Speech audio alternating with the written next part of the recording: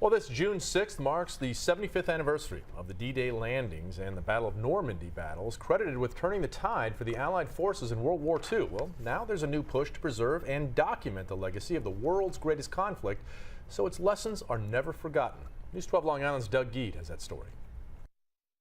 My father was killed by the Germans in August of 1941. Martin Bloch was just 5 years old when the Nazis shot his father. He and his older brother hid in the home of Jewish sympathizers, then later joined a group of Jews known as the Defiants. They hid in forests and for years staged raids on Nazi soldiers. It's a part of history that many are not aware of. Kids are graduating from high school without really any understanding about American history in depth.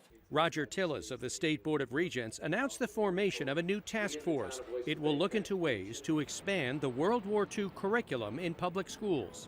When I look at what's happening in the world, there are so many issues today that reflect on what happened during that war. Despite the enormity of World War II, education officials say only about 90 minutes of an entire school year is spent teaching the subject in New York State schools. Let's see what happens on D-Day. Roosevelt High School history teacher Sammy Gonzalez says his students do show an interest in World War II. And a lot of my kids are immigrants.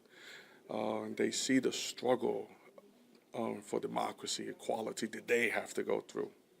So I'm showing them what happened 70 years ago, and I think that they can make a connection with that. It's important that we learn about our roots. It's important that we know about the things that happened in the past because it helps us know what's going to happen in the future and what's happening right now. A lot of people agree, especially those who survived the brutality of the era, like Martin Bloch of Oyster Bay. We have to educate the next generation, otherwise we're bound to relive the same type of horrors. In Old Bethpage, Doug Geed, News 12 Long Island.